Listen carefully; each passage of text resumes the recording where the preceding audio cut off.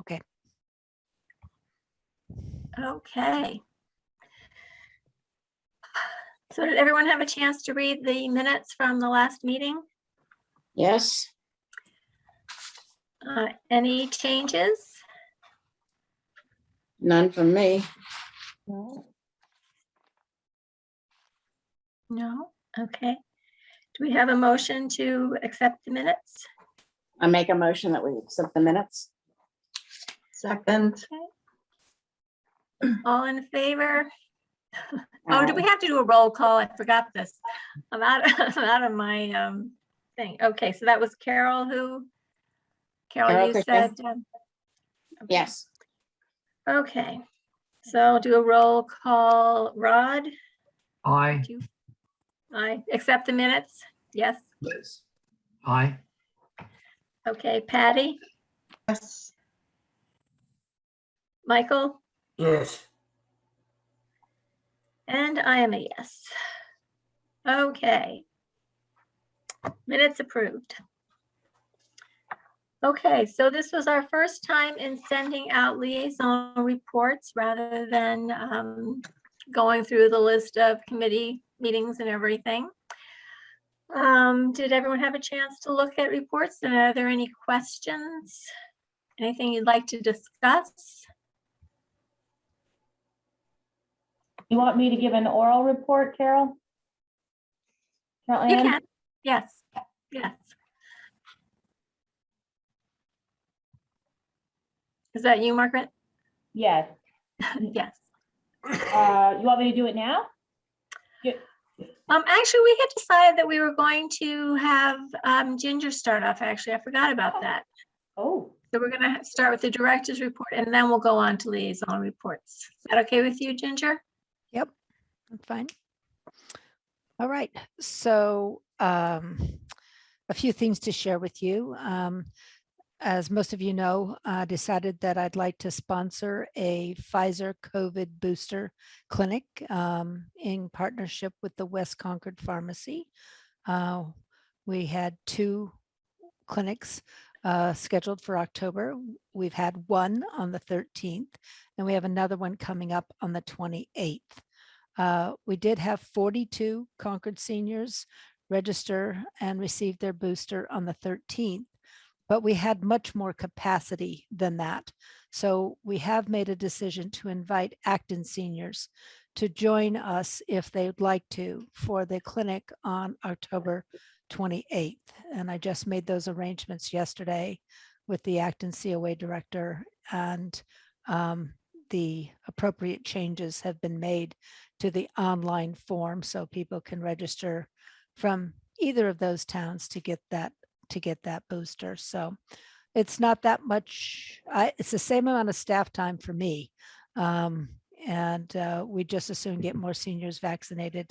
And if that's a help to them, then we're happy to do that. So that will be coming up a week from Thursday. Can I interrupt with a question, or should we wait till she's finished? I think if it's about this topic, you should go It ahead and is. ask it. Question. Now they said that the Moderna booster is out and okay. And now they're saying also that you can mix and match. Are you going to be giving out the Moderna booster as well? And So- what do you what does the town recommend, or I don't know, for mixing and matching? So my understanding was that the FDA approved it last week, but the CDC is meeting on Wednesday and Thursday of this week. And so it is not fully approved yet. We do anticipate it being approved. What we've been telling people, because as you can imagine, we are being asked if we do have an intention. We're not promising anything because a couple of things have to take place. CDC does have to finish approving. And then we have to understand what the parameters are around that, same as we had to understand what it was for Pfizer. In other words, 65 and older, 6 months out, 9 months out, full dose, half dose. There's a lot of things that have not been made official yet. Okay. If it does come out that way, my next call will be to have a discussion with the West Concord Pharmacy. I can't offer a clinic if they don't have the vaccine yet. For instance, It's looking like Moderna will be a half dose. You know, one sort of assumes that Moderna is ready to go with shipping out half doses to pharmacies, but that doesn't mean they have it yet. So I cannot offer a clinic if I don't have the vaccine. So the answer to your question is yes, I want to be able to do that. Will I be able to do that the minute CDC says go? No, it's going to take, these things take quite a bit of time to organize and put together and get the staffing in place to do the online signups for the seniors who cannot do that themselves. So Okay. yes, my intention is to offer it. I can't tell you when that will be. It will not, the newsletter for November is going to the printer probably on Thursday of this week. We are not likely to know the answer to that by the November newsletter. So once again, same as what happened with Pfizer, and I couldn't announce it in the newsletter, we will be relying on other sources to get the word out, which is news and notices, our Facebook page, the town's Facebook page, the patch, the journal. We put it out for Pfizer. We put it out as many places as we could think of, but we will not be able, we did a robocall actually for everybody in our database that we knew had gotten a Pfizer. That doesn't mean everyone has told us what they got, but if we knew that they got Pfizer, we did a robocall telling them about the clinic, and we can do the same thing with Moderna if we decide to have a clinic. I think we'll have a lot more interest in the Moderna clinic because when Concord did initial vaccinations, that's what we did. And we gave out almost 300 vaccines alone at Harvey Wheeler of Moderna. So presumably all of those people will be interested in receiving a booster in their local community. So, so just stay tuned. We'll see what happens this week. And then if it gets approved, I'll find out when the pharmacy will get their supply. And then I'll go from there in terms of setting up future clinics. Okay. Okay. All right. Let me just say one other thing about mixing. I'm never going to offer more than one kind of vaccine at the clinic at any one time. That's too confusing. Same as I had Pfizer clinics. If I have Moderna clinics, that's what they'll be. I don't anticipate people being able to pick and choose at any of the clinics that I'm co-sponsoring. That's very confusing to have more than one vaccine on site at any one time. And I don't want to take on the liability of a mistake. So, all right. Moving on, we also had our flu clinic same week, back to back. Booster clinic on the 13th, flu clinic on the 14th. We gave 140 something, I think. No, that's not right. 126 flu shots. This year, it was not run by the Emerson Home Care Company as it has been in the past. They declined that opportunity this year, and the opportunity was given to Walgreens, and that's who did the flu clinic. But all went well. No, it, went smoothly. Everyone was happy except for the amount of paperwork required. Wanted to pass on that recently had the COA staff get recertified with CPR training. The fire department graciously does that for us each year. We were all out of date because of COVID. Our CPR cards expired during COVID, so we're all current again now, so that's good. We are going to try to encourage people to come and update their information in my senior center and get their picture taken.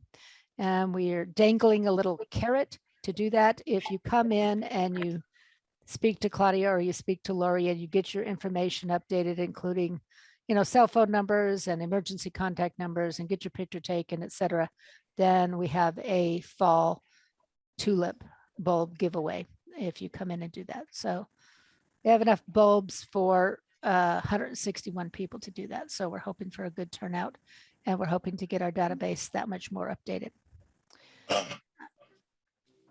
Was that a question? No. Okay.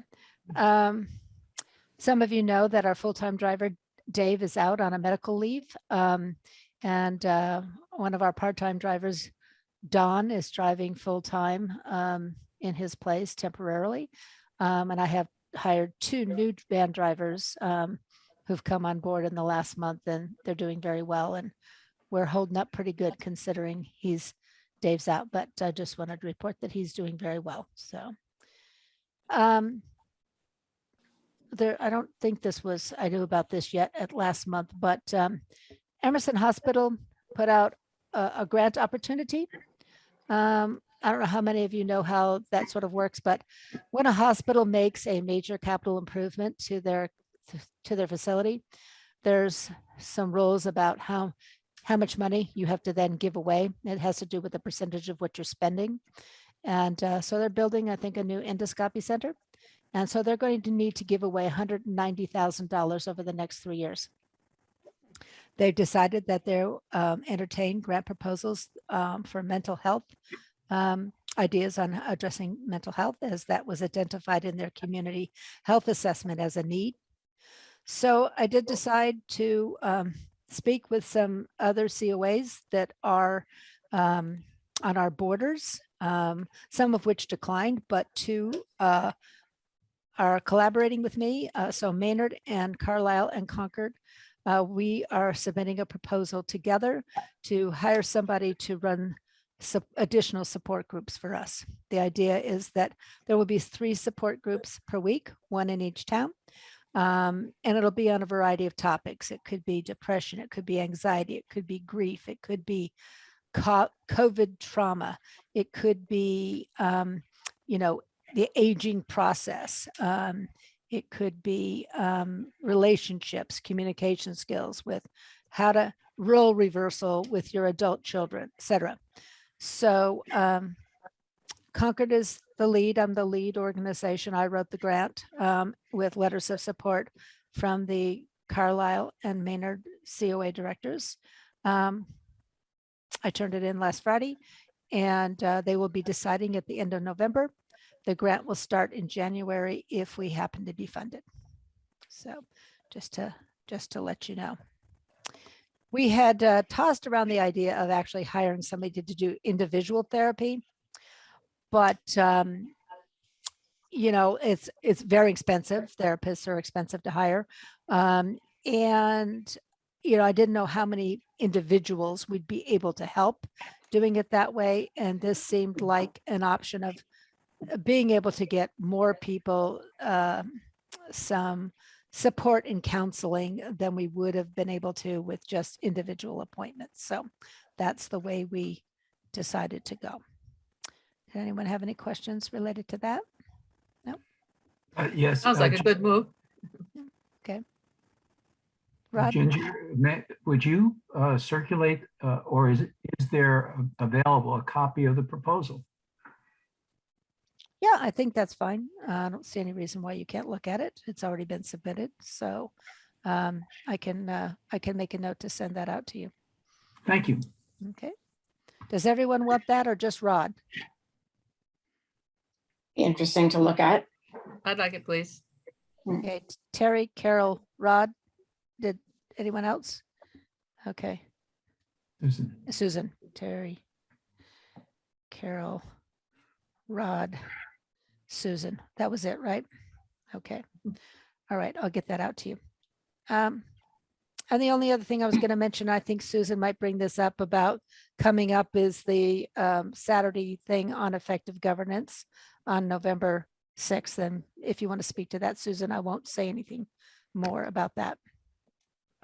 Yeah, it's going to be from 9:30 to 11:30.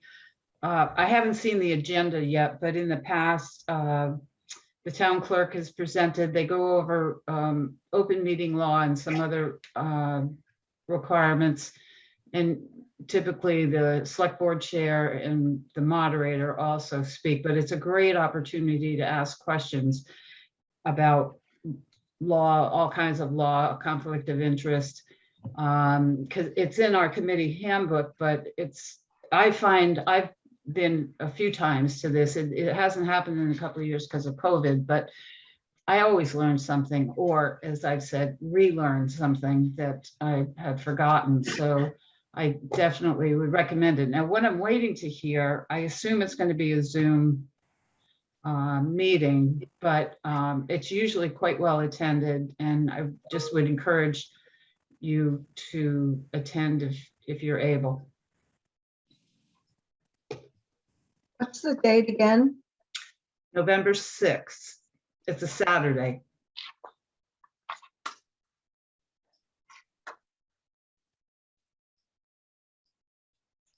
And you said that's going to be a Zoom meeting or an I believe so. I asked, I know I had it in my files. I couldn't find it, so I asked the town clerk to resend me the information, and I can forward it to Carol Ann when I get it with, hopefully it'll have an agenda on it so you can see what the topics are, but it's always been worthwhile in my opinion. So far, all I've seen is save the date. I haven't seen an Yeah. agenda yet either. So if I get it or if Susan gets it, we'll get it out to you, but I don't think we have all the details just yet. Right, I agree, yeah. That's all I have. Okay. Thank you, Ginger. Welcome. Okay.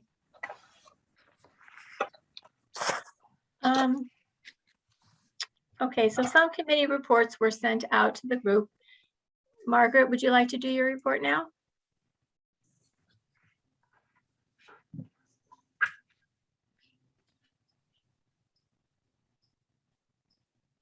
And hear you. Muted. You're muted. Yep. Do you still want something in writing? No, that's okay. You're just gonna take, okay, you're just gonna write it down.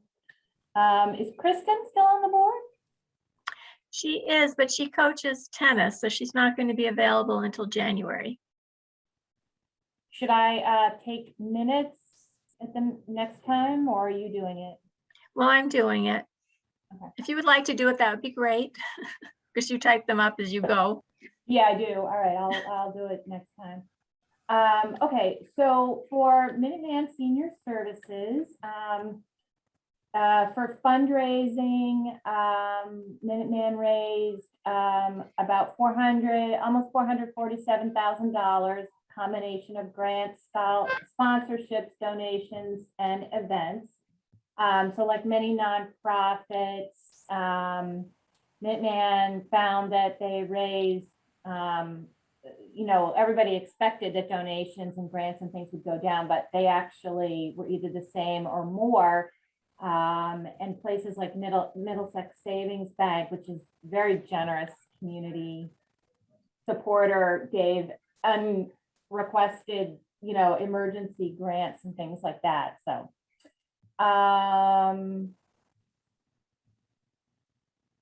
there's you probably don't really care, but there's no decision yet on whether Minuteman and other ASAPs are required to have a vaccination mandate. But there is a lot of concern that having such a mandate will put even more pressure on the direct care workforce. And that leads into, home care workers have extremely low vaccination rates, I guess in some states as low as 25%. And that leads into the discussion that's on everybody's lips, which is the crisis in home care workers. And Kelly gave us some statistics. 70% of individuals who are over 65 need long-term care services and support. So that's like the LTSS is what they call it, long-term services and supports, LTSS. So 70%. By 2030, it's estimated there'll be a shortage of 151,000 caregivers nationally. By 2040, the shortage is estimated to rise to 355,000. right now, in all of Massachusetts, there are 5,269 consumers who are on a wait list because there are no workers available to provide them any services at all. And 71%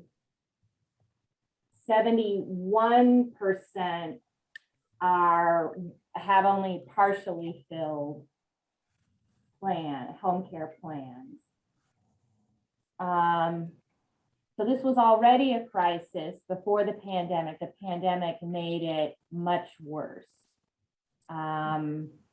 So how are we trying to solve this? Well, obviously low pay is the problem. It's, the state has had very low rates for this kind of work. So all the ASAPs are asking for a rate increase. So, the private work, if you pay privately for a home care worker these days, you're probably paying $35 an hour. It's very high. The state is only paying, I don't actually even know what they pay, it probably varies, but it's nowhere near that much. I mean, I remember years ago, they were getting like $10 an hour. So, maybe 15. So there's really a huge gap there. So they're asking the state for an increase in rates for people working for mass health consumers. All the ASAPs had to get together and sue the state because there was just no movement, and they were hoping that a lawsuit would actually move things forward.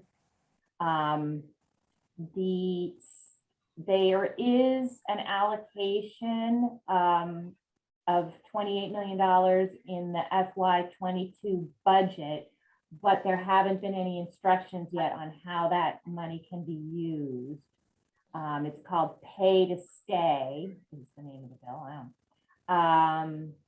The American Rescue Plan includes free training and certification.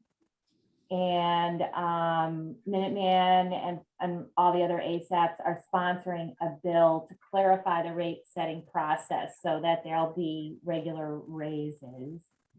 And they're also trying to address that part of the problem is lack of childcare, which is another crisis that I was just listening to on the news today. So that's that cheerful news. And the other not so cheerful news is that we are having Minuteman itself has had a recent spate of resignations on the board for one reason or another. So we need something like 6 members just to make our minimum numbers that we should have under the state law. And so we need both representatives for towns that have open seats and members at large. So if somebody's interested in being anybody can be a member at large. You don't even have to live in Concord or the Minuteman catchment area. But if somebody wanted to be the Concord rep, I could become a member at large. So, let me know if you're interested in that. We're still doing virtual meetings. I think we voted recently and most people were interested in at least having a virtual option. So I think part of the problem I know is, like Harvard, where Ginger used to work, I don't think there's been a rep from Harvard for 10 years because it's so far to go to Burlington for the in-person meetings, right? But now with the virtual option, it should be a lot easier for people, because even from Concord going to well, it's really Bedford, but still it's a distance, so that might help. So that's pretty much it for my report. Okay, that's a lot. Thank you.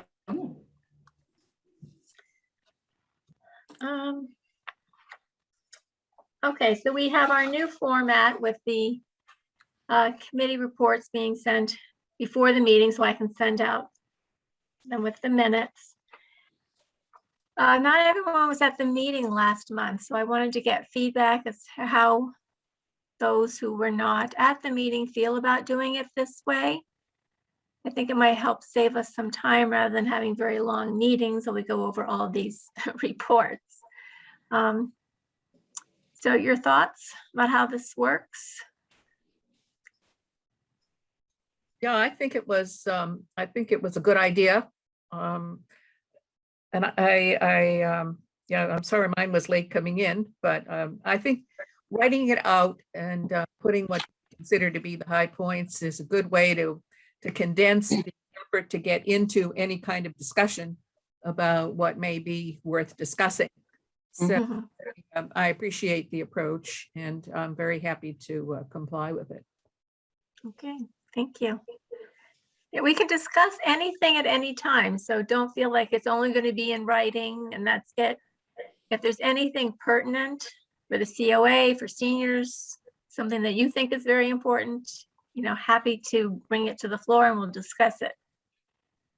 But we were spending an awful lot of time on liaison reports, so I think this will make things a little bit easier and still keep us informed.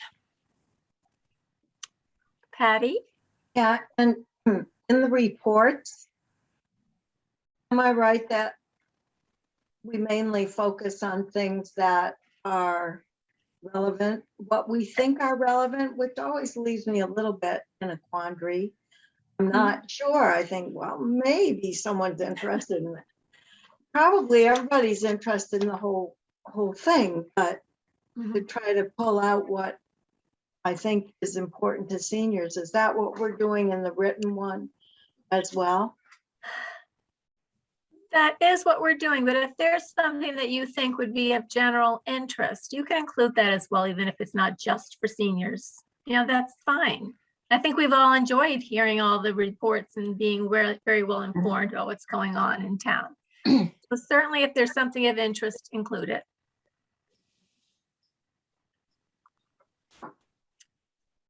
Okay. Gary has a question. Yes. I have a friend who had called in to the senior center and offered to donate a standing type of walker, which she had bought for $200, but it turned out to be too big for her, and probably better off for a man or a much bigger woman. And she was referred to somebody and she gave them the information and she never heard back. So she was asking me about that. And I said, well, I don't know, but I'll bring it up. So is there, Ginger, is there a contact, a point person for when someone wants to donate something? Generally, that question is answered just by the administrative assistants who answer the phone. They check the inventory of the item being offered, and if it's something we need and it's in good repair, they will accept it. If it's something that we have multiples of and we don't need any more, then they're referred to other places that might in fact accept a donation. As to who would have referred that call to someone else where they didn't call back, I don't know, but I'm happy to ask around tomorrow to see if anybody recalls receiving a call like that. That's not the typical way it's handled. Usually that's just answered by the clerical staff when the call comes in. So Is there I'll any ask. particular staff member or staff type person that should be called, or just anybody who answers the phone? Generally, Lori is the administrative assistant that keeps the inventory of the available equipment. She generally does the sign out and sign in as people are borrowing and returning equipment. So she would be the main point person. Obviously, she is occasionally away from her desk, and the other administrative assistant would typically handle that or take a message and have Lori call them back. But I will I will ask. Lori's on vacation this week. So, you know, I probably won't be able to get an answer till Monday, Right. but I will inquire. Okay, well, this was something that was brand new. And so, you know, there's nothing to mend on it. But at would any rate, just- I would just comment that I think that type of walker isn't as usual as the other type, so I bet it'd be nice to have that donated. Because also it keeps the person standing straighter up rather than bending over. right. Yeah. So particularly if they're tall, it could make a good difference for them. Yeah. Anyway. Harry, perhaps you can just email Ginger the name of the person that, you know, spoke to you so that Ginger might be able to identify Right. that sort of thing. So that'd be great. Right. Thank you.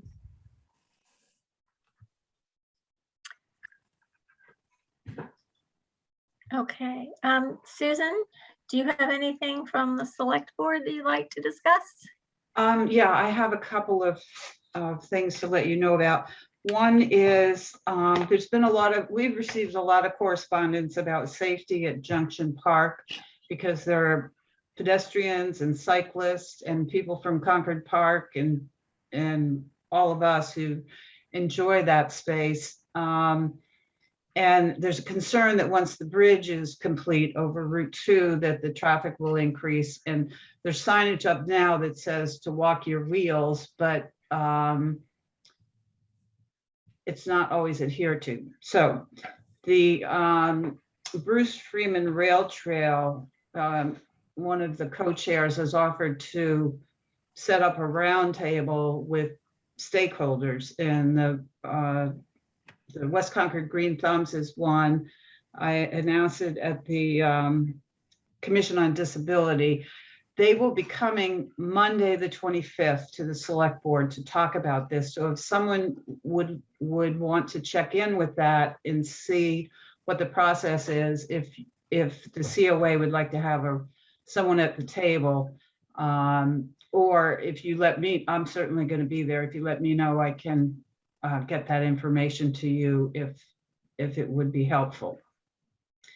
The other thing that's going on is more general, but it's the state in their style on Tuesday announced that they were going to redistrict the House seats. This is the Massachusetts representatives. Currently, we're in the 14th Middlesex, and Tammy Gouveia is our rep. She's going to be running for lieutenant governor, or she is running for lieutenant governor. So when we got the draft map, came out on Tuesday and caused a big flurry because they've essentially put precincts 4 and 5 will stay in the 14th, excuse me, and precincts 1, 2, and 3 will go to the Middlesex 13th, which a lot of people are concerned about because there's the Concord Carlisle remains in the 14th. There's the Concord Carlisle relationship that's been longstanding, and concern about splitting the town in half. So there was a hearing on Friday at the State House, and then comment was due by yesterday at 5 o'clock. And I know there was a lot of response from Concord, and there were several people at the hearing. So I wrote personally, and Stephen Crane did as well, and we're asking that they revisit the idea of splitting Concord into 2 districts, and asking for also an extension of the comment period so that people in town could actually get the word out. I mean, we were buzzing about it Wednesday and Thursday, and there was a frenzy of activity, but somehow we were pretty blindsided by it. We have asked periodically at meetings what the status was with redistricting, and we were told, oh, nothing's going to happen with Concord. And in the case of the Senate districts, nothing did. So Mike Barrett is still you know, the 14th Middlesex, or it's not 14th Middlesex, whatever the designation is, because the Senate districts are larger. But so we're waiting to hear if we can get some more time and possibly change that. It is a draft, so change the outcome, because one of their stated principles in creating these districts was to keep communities intact, and they split us and they split Lincoln as well. So, and there are other towns. So that's kind of the not so fun news, but I think that's all I have to report. And I apologize for missing last month's meeting, but I do really appreciate the idea of written reports, because I think we did spend a lot of time doing those. So I think it's more efficient. Thank you.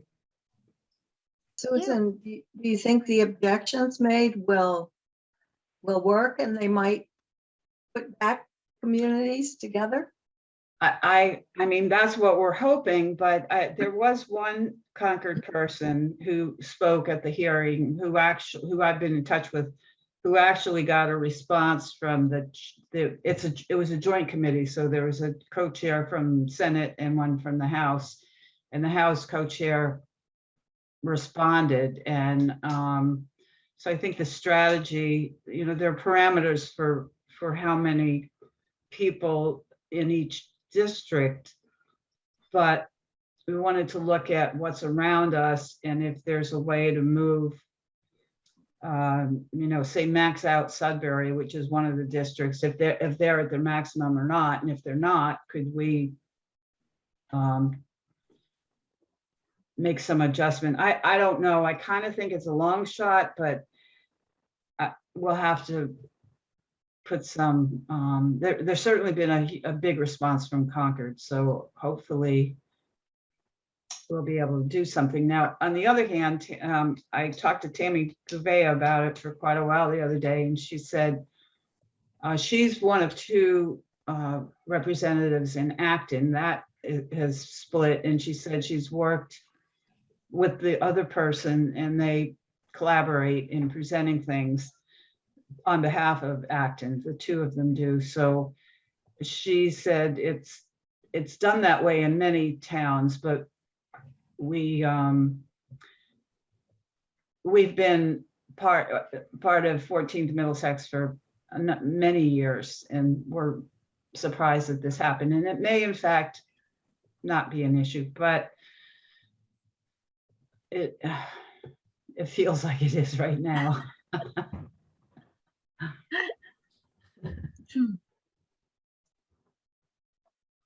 Okay. Well, thank you for that. Okay. I do not have anything to report. The chair's breakfast isn't until tomorrow. So I'll report on that next month. Were there any other issues that came up on liaison meetings that anyone would like to discuss? No?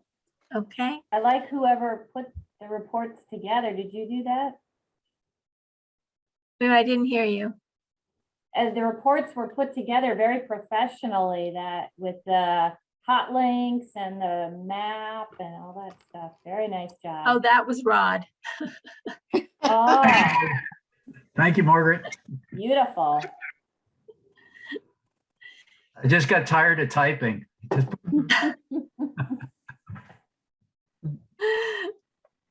Okay, Ginger, do you want to talk about Envision Concord?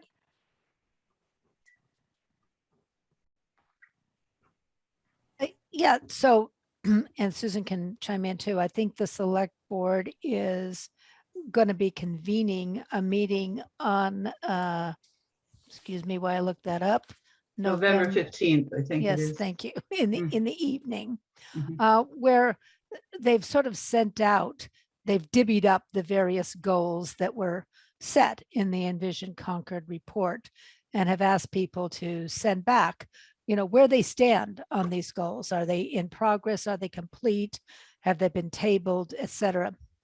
So there's a small section that talks about social services in Concord, not just the COA, but also would be the community service director that serves those under the age of 60. So essentially, Kate Hodges is writing the response to those with input from myself and from Bonnie Wilbur for the community service coordinator position for the under 60s. So there were three main goals. One had to do with surveying the residents about whether or not they feel like their social service needs are being met. Now that's not been done. And I don't think it said survey, I think it said assess, but we've had COVID, and as most of you know, surveys are very expensive to do. And I don't think there was necessarily a budget to do that. And you're usually happy if you even get 10% response. So that was one of the goals that I think we're going to say is essentially on hold. And also partly COVID didn't help, where none of that would have made sense to consider doing that during the pandemic. The other one had to do with using the COA website to direct people to services that they might need. And that's sort of an ongoing improvement process for us. We don't really have the staffing to have like a dedicated person that's constantly updating the web page, but we do the best we can to try to be sure it's current, particularly the front page. For instance, our front page right now has a link to the COVID Pfizer booster clinic. So we get that on there. Some of the other pages that you go to have sort of standard descriptions of some of the programming. And the last one had to do with who do you collaborate with? Who are some of your partners in the community? And that's where I wrote like, the Community Chest and the Concord Housing Authority and, some of the other, cooperative elder services, some of the other private nonprofit organizations, Minuteman Senior Services, that we work with on a regular basis that help us to provide services to Concord seniors. And I'm assuming, Bonnie will have similar number of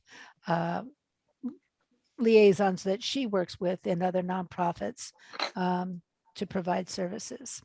So those were the three main things that we needed to comment on, and those are being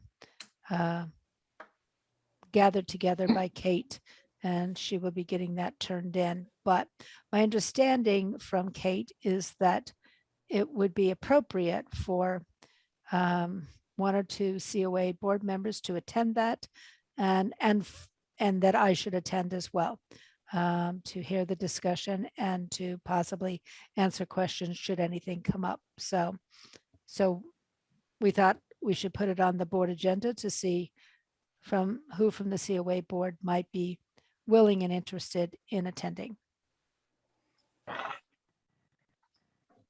What day of the week is that? It's a Monday. It's a Monday and the meeting starts at 6:30. And of course, the agenda won't be out until Thursday before. So then you can get an idea of the order of business and the time at which this might happen. And the times are estimates, and they wouldn't start. The understanding for a lot of committees is if you post 7:30 and it doesn't happen until 7:45, okay. But if you post 7:30, you can't start it at 7:15. You have to not be before the posted time. They can't discuss that agenda item before the posted time. And I'm not sure how Terry's going to organize it, but because it's a big group. Yeah, I was having a hard time imagining how they could possibly discuss all of the goals that might be in that report in one meeting. but we'll see what she comes up with in terms Yeah. of Well, an one agenda. of the things that's happened this year is, which I think is a good move, is we've been meeting weekly since March of last year. And prior to that, select board was in every other week meeting. So Terry has modified the schedule so that there are 2 regular meetings a month and then 1 meeting that's focused on a specific idea. Like last night we had a meeting about volunteers and committees and serving on more than one committee and a variety. We started the discussion on a variety of issues around that topic. And so this look at, or kind of a taking the pulse on where we are in Envision Concord is another meeting that's the only thing that we'll I be see. discussing. Okay.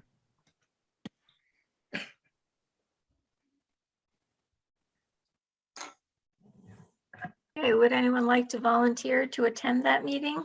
Anyone interested in going? Monday evening, I'll volunteer. Okay, it's going to be on Zoom, right? It wouldn't be in person, right, Susan? I'll volunteer, Caroline. Yes, Okay. it'll be on Zoom. Okay, Caroline, yes, I think for you'll my, go too? How many people do you need? no, I had another topic. Okay, The council, the Concord After 60 group had its monthly meeting on Sunday, and they had a speaker, Robin Putnam, who is the chair of the Massachusetts Consumer Organization, and very much involved with the frauds and scam issues that happen to people in the States. And she gave a talk about protecting yourself from email issues and from phone scams and that sort of thing. And it was really quite good, since she's very involved with answering the phone, actually. And she really, is very open to responding to anybody who has an experience that they want to find out how to handle or that they have handled and whatnot.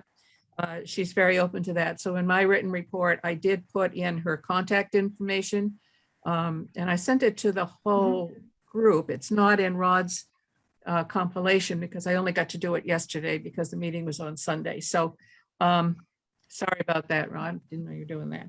Oh, But no, at any- oh, wait, hold on. I just did a couple of reports and just handed them over to Carol Ann. Carol Ann put everything together. Oh, okay. All right. Deserve this credit. All right, then I know Carol Ann got it because I sent it to her today. But at any rate, that information is there with her phone number and her email and the whole thing. So she's a very well-informed person. So if anybody comes up with an issue, and I don't know, Ginger, if the COA has anybody involved in looking or helping people protect themselves from, as seniors, from some of the scams that come across. Have you ever had a speaker to discuss that with people, or has that ever been on the agenda for your group? We've done it many times. We've even had the Attorney General, the District Attorney, excuse me, come out and speak, and the police speak about it often. And we get a lot of emails from Robin also offering to speak on various topics. So we do bring it up from time to time. To be honest, the turnout is usually on the low side, but we do continue to offer 1 or 2 talks like that each year, whether it's identity theft or other kinds of scams. Usually pre-pandemic, when we had an in-person weekly meal where we'd get 85 or more people, quite often the police liaison would stand up and share what the latest scams were that they were hearing about that were local to Concord. But of course that hasn't been possible the last year and a half, but hopefully we'll get back to that. But we do know her. Yes. Good, okay.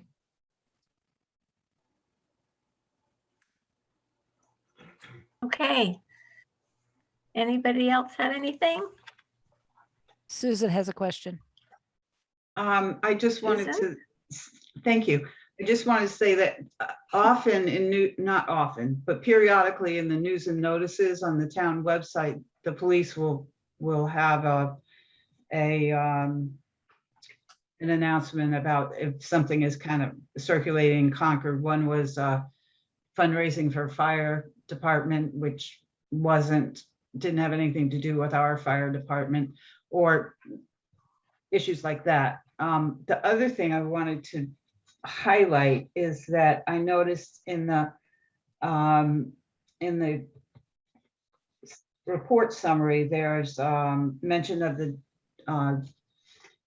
diversity, equity, inclusion new committee that's forming, and it would be something that it would be good to have a representative of the elder population on that committee, since they're trying to be as broad as possible, and it's still in the works. Terry's the one who is, oh no, Matt Johnson is the one who is in charge of putting that together, but it as usual, it involves submitting a volunteer card, and then someone, probably Matt, would be in touch. And they have had a robust response, and I'm not sure if this particular segment of stakeholders is already included in the group that they're looking at, but I wanted to bring it up so that you were aware.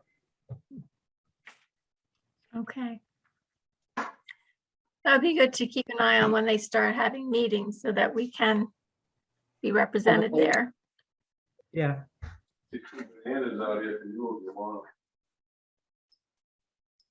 Sorry, I didn't hear. Okay. What'd you say? What did someone say? I think that was someone in the background. It wasn't me. I'd like to, I'd like to be involved with that one because I thought about even, yeah, like I saw that in the paper, so I'd like to be involved if someone else can do that. Okay. Very good. Susan, can you keep us posted on that, and we'll Yeah. keep an eye out on things? Mm-hmm. Okay, good. So last month, one of the things we talked about was publishing an article, maybe in the Concord Journal or on Patch. So I thought maybe we could think about topics we might want to cover in an article. And maybe look for a volunteer who would write an article. I just reached out to Jesse, I reached out to my contact. Unfortunately, I've been working like every day, and my first day off will be, I wanted to get together with, we've been emailing, but my first day off will be Thursday, so I'll address that. But I just thought I'm going to try to even see, not a big article, because I know that we thought we could work in the COA with something else.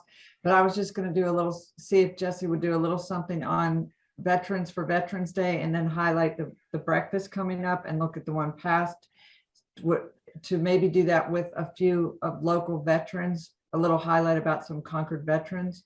So I was just going to try to come up with something, run it by Ginger, see what she thinks, and then if not, try to submit just a little something for this, for November.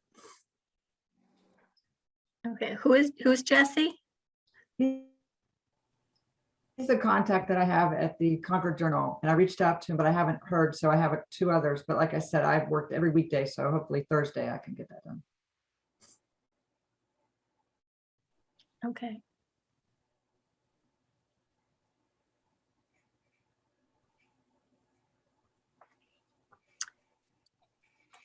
Do we have any other ideas for topics?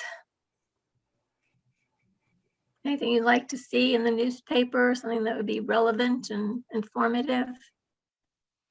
I have a topic that pops into my mind, that is how flexible and how well I felt, and still do, the staff at the COA responded to the whole COVID situation and helping seniors in different ways than they had before.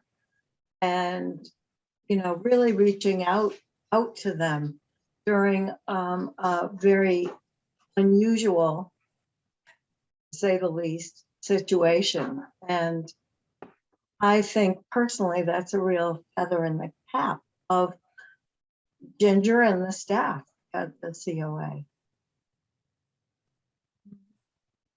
I don't know if that would be a, Yeah, I will thank you for the compliment. I would love to see the journal even do perhaps even a broader article about, different organizations, police, Board of Health, other departments as well have certainly had to pivot tremendously in the last 18, 19 months. And just in general, to be able to point out the Concord employees that did have to assume different roles and work in different ways. And I know if we get too broad, then we sort of lose focus, but there was a lot of people that did a lot of things well beyond their typical job description in the last 18 months. And it would be nice to give credit to some of those folks in some public way, I think.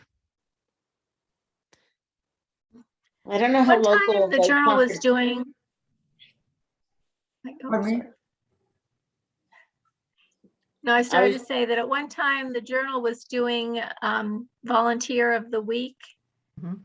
I'm not sure who did that or how it got started, but that might be something to focus on. Ginger, I think you had some volunteers who were We did. represented there. The reporters come and go with the journal, so it's sort of tricky. They have these great ideas. They meet with us, and we were, for maybe 3 or 4 times, we were funneling them specific names of volunteers that volunteered at the COA doing different things, and they would do a story about them, and they loved it. But then that person resigns and goes someplace else, and the idea or the concept sort of goes with them. So yeah, it would be nice if they could revive that, but I think a lot of times you have to sort of feed them the content. They don't really have the staff anymore to go out and interview and things like that. So I think that was part of our discussion last month, was we almost have to write these articles for them and submit them and hope that they publish them, because I think they are eager for content, but they just don't have the reporters on the beat looking for storylines.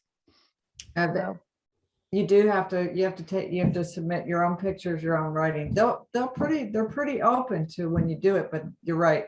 They'll try to get someone to cover something, but they can't always make it. So it's better if you even submit your own pictures. I think they have training or something on if you want to be a reporter for the Concord Journal. They give you the ground rules. Does anybody know any writers who might want to take this on for the COA? I can't say that I do, but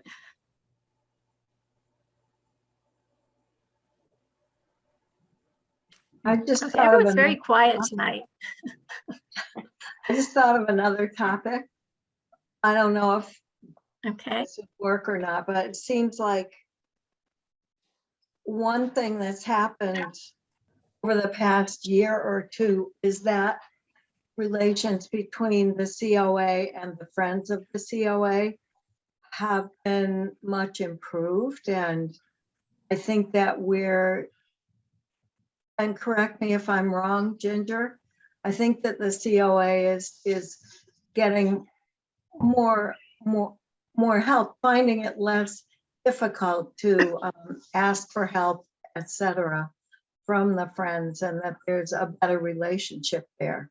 Because the journal covered a lot when there was a lot Friction. going on, a lot of discord between them. And I don't know if that would be another possibility for a some kind of article. I think it would be eventually. I mean, certainly we're taking some very positive baby steps in the last few months. I think we're taking it slow, but it's certainly going in a positive direction. So maybe given, give us a year to see how this all plays out. I'm optimistic that things will look very different a year from now. So, and then I think it would be nice to write that up in a positive way. Hopefully by then we will have done maybe several joint ventures together that can be expressed and highlighted for the public, which would be nice. Good idea. Okay, so we need a writer. Put your thinking caps on. Think of your friends, anybody you know who likes to write. And see if we can come up with someone who can help with this. Okay. I was thinking Carol wanted to say something. Did you want to say something, Carol? No, I'm good. Okay. I was going to say something about the Concord Journal, but I'm not going to say it. Basically, last week's journal, if anybody got it, it was basically Lincoln. Almost every article in there had to do with Lincoln, not Concord. I still get the Concord Journal. There's nothing, I still get it and I will continue to get it. There's nothing in there right now except ads and Yeah. high school games and Yeah. it's very limited. Basically. Used to be so much better. I don't know why it's gone downhill so much. They don't have the reporters They don't. and they don't have the money. Yeah, that's why. And there's so much advertising in it that's ridiculous because that's all they can put in there. I'm just looking because I just got I haven't even read the last journal yet. It's right I don't there. know when the last article went in about anything that happened at selectmen meetings or anything like that. I mean, nothing's there to learn about what's going on in town. So.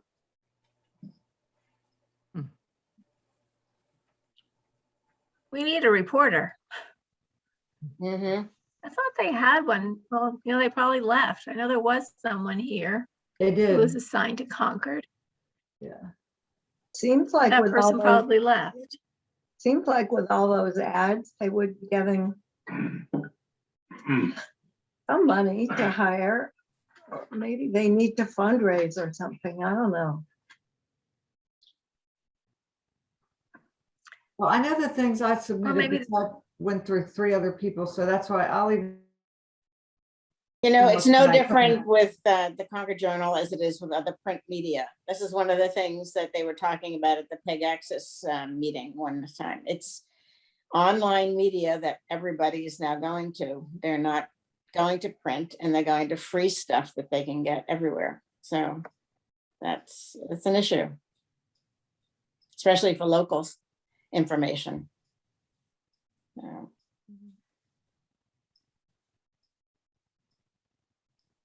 Okay. On that depressing note, is there anything else we need to discuss tonight? Just one thing, Carol Ann and Ginger, I'm sorry to bring this up because it is an update to a web page. I was just going to ask if on the main COA page, you updated the meeting day. It's currently states Thursdays, and if we could change it to Tuesdays. Because we changed from the third Thursday to the third Tuesday from last year, but it's that update is not on the main page of the COA in the town site. And if there's any citizen or resident that wants to attend the meeting, they may not know about that. They may just not go to the agenda page where all of the details, the correct details are located. So It's wrong on the COA page, not on the COA page, yes. Okay, I will make a note of that. Thanks for pointing it Thanks. out. Thank you. Thank you. And just a comment, Carol Ann, I mean, I think it would be a Yes. great idea to do a COVID COA series. And I, just in terms of thinking about all of the discussions that we had at this board meeting over the last year, we could do a recap of what went well and a look to the future, because there will be many things that will stay the same with the next pandemic. One of which is that the most vulnerable population is still going to be the seniors.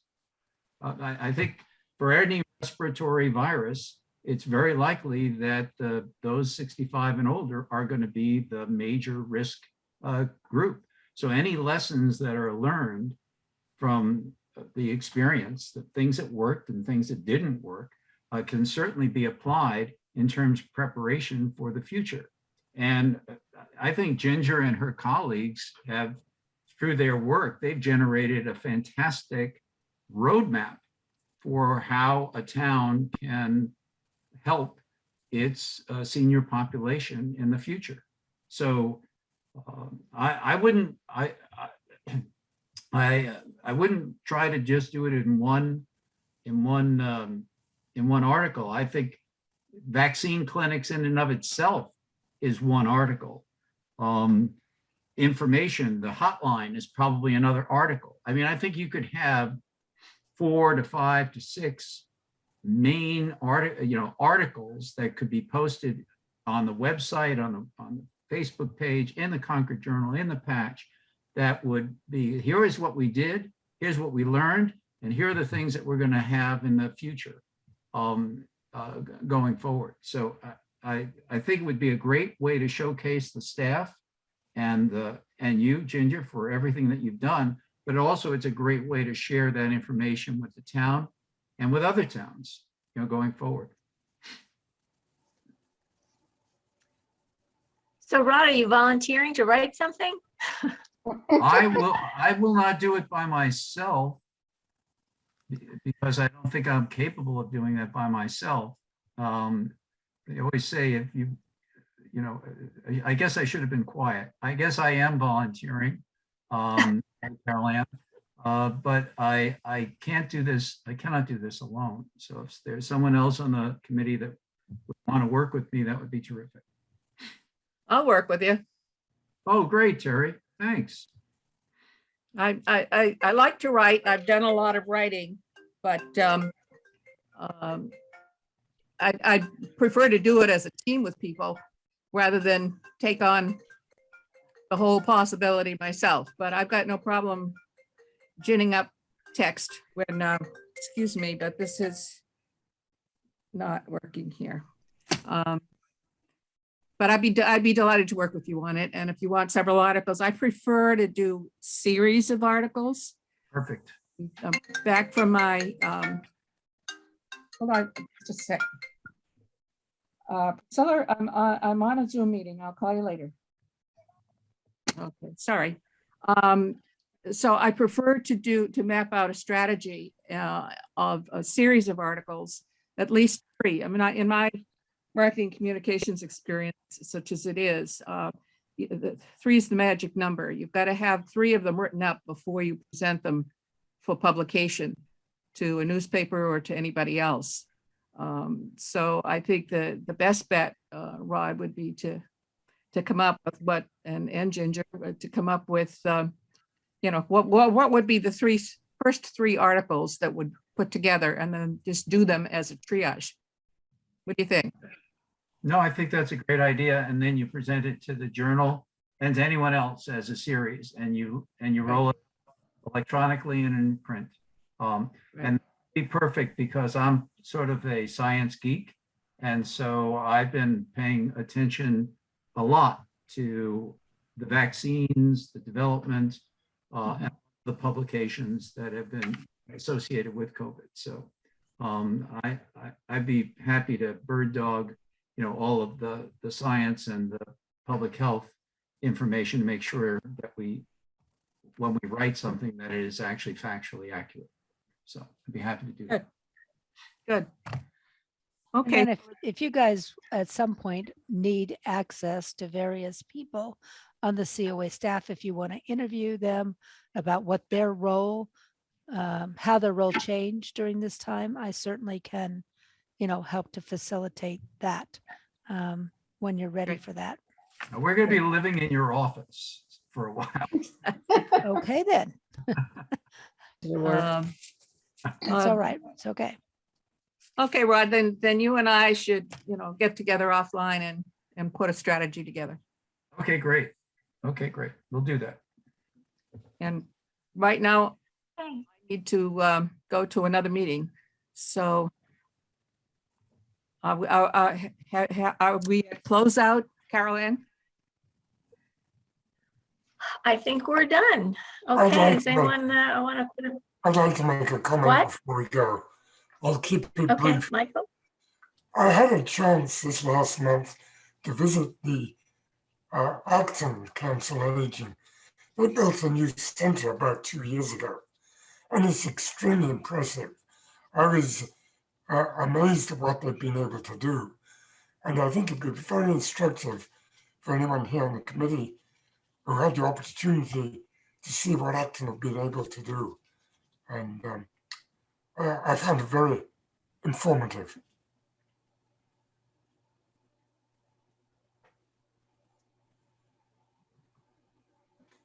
What in particular have they done that we haven't done? Oh, well, for example, their kitchen is amazing that they can prepare a large number of meals at any one time. Their kitchen's about the size of our auditorium, and then their dining room is also the size of our auditorium. So they can handle many more catering facilities on site, for example. And the fitness facilities are very good. It's just on a whole higher level than the current Concord facility. Is that the one up near where the Minuteman services are? It's by the Superfund site. on the Right, okay, Acton Concord line. right. You go just over the Assabet River, and it's the next road on the left. Yeah.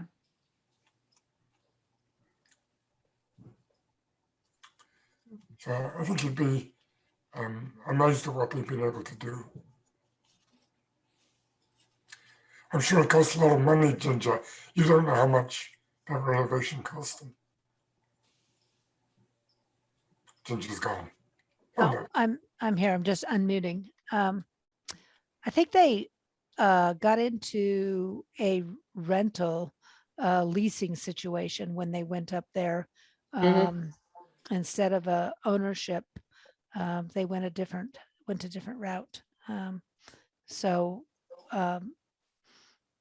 that's a different concept, for a municipality to go that way versus owning their own building. I don't know what the negotiation was like, but then I think the owner of the building did the renovations to their specifications, as I recall. And it is amazing. I mean, most restaurants don't have a kitchen that big. That's huge. So they got a washer and dryer. It's pretty nice, So yeah, it's always fun to visit other senior centers and get ideas about what might be possible in the future for your own community. Exactly.